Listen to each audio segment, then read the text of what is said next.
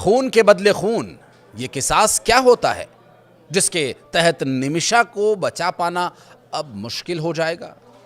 क्या शरिया कानून निमिषा के लिए माफी लाएगा या मुसीबत, मौत का फंदा? ये सभी सवाल क्या थोड़ी सी राहत के बाद आने वाली है कोई बड़ी आफत? इन्हीं सवालों का जवाब तलाशने की कोशिश करेंगे इस वीडियो के अंदर। बने रहेगा अंत तक हमारे साथ। नमस्कार, मैं हूं आशीष त्रिपाठी और यमन की जेल में सजा काट रही केरल की नर्स निमिषा प्रिया की फांसी को लेकर एक दिन पहले भले ही थोड़ी राहत की खबर आई हो, उसे बचाए जाने के प्रयासों में एक कदम आगे बढ़ता हुआ दिखाई दे रहा हो, लेकिन अब ये आस भी टूटती नजर आ रही है, क्योंकि अब बात किसास की है। जी हां, 16 जुलाई को होने वाली फांसी को तो टाल दिया गया, लेकिन अब पीड़ित परिवार ने जो शर्त रखी है उसने माहौल को और तनावपूर्ण बना दिया है।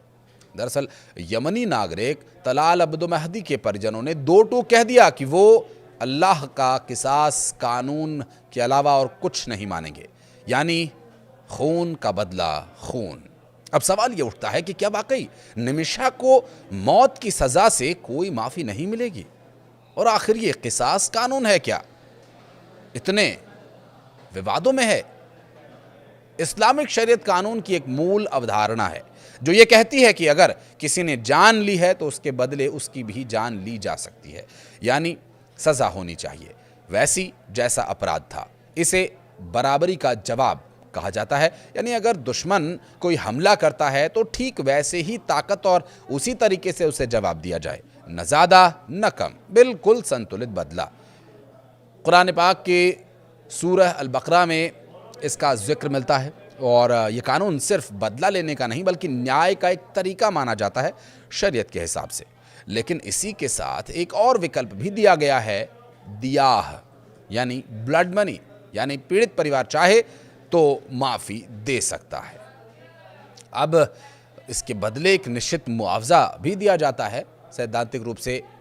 हाँ, अगर पीड़ित परिवार यानी तलाल अब मेहदी के रिश्तेदार ब्लड मनी स्वीकार कर लेते हैं तो निमिषा प्रिया को माफ़ किया जा सकता है, उसकी जान बच सकती है।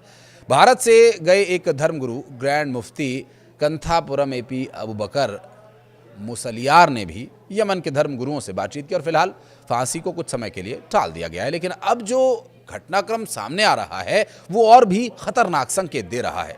तलाल मेहदी के भाई अब्दुल फत्ताह मेहदी ने अपनी बात में कहा कि हम सिर्फ अल्लाह का किसास कानून चाहते हैं। अब ये किसास जो निमिषा की रोक सकता है सांस, माफ़ी का सवाल नहीं उठता। उनके मुताबिक न सिर्फ उनका भाई बेरहमी से मारा गया बल्कि पिछले 7 साल से वो लगातार मानसिक रूप से भी यातनाएं झेल रहा था। भारत सरकार ने इस मामले में राजनयिक स्तर पर प्रयास किए हैं और साथ ही कई सामाजिक संस्थाएं और वकीलों की टीम भी यमन में सक्रिय है और हाल ही में ग्रैंड मुफ्ती के हस्तक्षेप से कुछ राहत जरूर मिली है। लेकिन जब पीड़ित परिवार खुद सामने आया और किसास की मांग करने लगा तो स्थिति और ज्यादा नाजुक हो गई। ये सिर्फ एक कानूनी मामला नहीं है बल्कि अब धार्मिक और भावनात्मक मुद्दा भी बन चुका है। इसमें शरिया का कानून आ चुका है। निमिषा के द्वारा किया गया कृत्य, भले ही उसके पीछे उसे अपने आप को बचाने की मंशा हो, लेकिन क्या वहां शरिया लगाया जाएगा? क्या कहता है शरिया इसके बारे में? अगर आपको पता है तो कमेंट सेक्शन में बताइएगा कि जो निमिषा के साथ वहां हुआ, उसके पार्टनर ने पार्टनरशिप के नाम पर जो उसके साथ किया, क्या ये उचित माना जाएगा शरिया में? फिलहाल फांसी को अनिश्चित काल के लिए तो टाल दिया गया है, जिसका मतलब यह कि निमिषा को कुछ समय तो मिल गया है। अब सब कुछ इसी बात पर निर्भर करता है कि तलाल के परिजन अपना मन बदलें, और बदलें तो उसे ब्लड मनी के तौर पर क्या देना होगा वो सब विषय एक अलग का विषय है। लेकिन अगर वो ब्लड मनी स्वीकार करते हैं तो निमिषा की जान बच सकती है। लेकिन अगर उनका किसास पर गरारी अड़ गई और किसास पर वो अड़िग रहे तो शायद भारत सरकार के पास भी ज़्यादा विकल्प नहीं बचेंगे, क्योंकि वहाँ हूतियों की सरकार है। और हूतिये जो होते हैं वो किस तरह के होते हैं शायद आपने हमारे अब से पहले कुछ वीडियोज़ में देखा भी होगा। साल 2020 में स्थानीय अदालत ने निमिषा को मौत की सज़ा सुनाई। 2023 में सर्वोच्च न्यायिक परिषद ने इस सज़ा को बरकरार रखा और फांसी टलने की खबर के बाद निमिषा के पति टॉमी थॉमस और उनकी मां प्रेमा कुमारी ने राहत की सांस ली ज़रूर, लेकिन अब वो सांस एक बार फिर थमती नजर आ रही है। प्रेमा कुमारी पिछले साल अप्रैल से सना में है और तलाल के परिवार से माफी मांगने की कोशिश में जुटी हुई हैं। ब्लड मनी ब्याह के रूप में $10 लाख की पेशकश की गई थी, लेकिन परिवार ने इसे स्वीकार नहीं किया था। भारत सरकार ने भी कूटनीतिक स्तर पर हस्तक्षेप किया और सुप्रीम कोर्ट ने 14 जुलाई को मामले की सुनवाई के दौरान केंद्र से हर संभव मदद का कदम उठाने के लिए कहा था। अटॉर्नी जनरल ने बताया कि यमन के हूती नियंत्रित क्षेत्र में सीमित पहुंच की वजह से बातचीत मुश्किल हो गई है।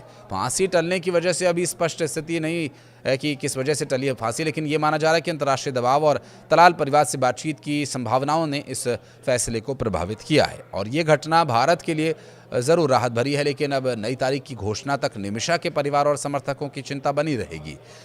सरकार और कार्रवाई परिषद अब इस पूरे मौके का इस्तेमाल तलाल के परिवार से माफ़ी के बातचीत के विषय को आगे बढ़ाए जाने के लिए कर सकता है। गौरतलब ये भी है कि निमिषा जो केरल के पलक्कड़ के रहने वाली हैं, अपनी नर्सिंग की पढ़ाई पूरी करने के बाद 2011 में यमन गई थी कुछ पैसे कमाने के इरादे से। उनके माता पिता ने मजदूरी करके किसी तरह से अपनी बेटी को यमन भेजा और उन्होंने नर्स का काम शुरू कर दिया। निमिषा जो साल 2015 में यमन की राजधानी सना में एक मेडिकल क्लिनिक जिसमें उन्होंने काम करने के लिए मेडिकल क्लिनिक खोला और इसमें एक स्थानीय स्पॉन्सर तलाल अब्दो मेहदी उनका साथ देने के लिए, उनकी मदद करने के लिए आया, क्योंकि वहाँ का कानून ये है कि आप यहाँ के लोकल की सपोर्ट के बिना कोई बिजनेस नहीं कर सकते, उसे आपको पार्टनर बनाना ही होगा। और इसे 1 साल पहले उनके पति और छोटी बेटी 2014 में आर्थिक तंगी की वजह से भारत लौट आए थे और यमन में निमिषा की ज़िंदगी धीरे धीरे धीरे धीरे जहन्नुम बनने लगी थी। यमन में उनकी ज़िंदगी भयावह हो गई थी और इसके बाद उन्होंने अपनी ज़िंदगी को अंधेरे से बचाने के लिए जो किया, उसकी सज़ा अभी वो भुगत रही हैं और उनका परिवार भी। निमिषा के वकील ने सुप्रीम कोर्ट को भी बताया कि महिला की फांसी की तारीख 16 जुलाई तय की गई है, इसलिए मामले को 10-11 जुलाई को ही सूचीबद्ध किया जाए ताकि कूटनीतिक प्रयासों के लिए समय मिल सके। हालांकि ये जो 10 जुलाई या 11 जुलाई की सुनवाई थी, सूचीबद्ध की गई थी, इसमें भी अभी तक कोई अपडेट, कोई राहत की स्थिति नहीं बन रही है। हालांकि फांसी की सज़ा ज़रूर टल गई है, कूटनीतिक प्रयासों के लिए जो समय है वो मिल गया है। हालांकि सुनवाई के बाद कोर्ट ने 14 जुलाई को इसे सूचीबद्ध किया था। फिर इस मामले में अब आगे जो सुनवाई हुई 14 तारीख को, उसमें भी कोई अपडेट ऐसा नहीं आया, ना तो परिवार ब्लड मनी के लिए माना और ना ही फांसी को आगे मुकर्रर करने के लिए कोई डेट दी गई। संवेदनशील ये मामला हो चुका है, ऐसे में निमिषा प्रिय की फांसी अब किसी तरह से रोकी जाए, उनको जो सज़ाए मौत दी जानी है उस पर भारत की भी नज़र है। विदेश मंत्रालय निमिषा की सज़ा को रोकने की या कम करने की हर संभव कोशिश भी कर रहा है और इन प्रयासों का सफल होना कब तक संभव होगा ये तो कह पाना मुश्किल है, लेकिन शरीयत के हिसाब से किसास या दिया, ये आप चुनकर बताइए अपने विवेक के अनुसार। क्या कहना चाहते हैं? कमेंट सेक्शन आपके लिए खुला हुआ है हमेशा। धन्यवाद।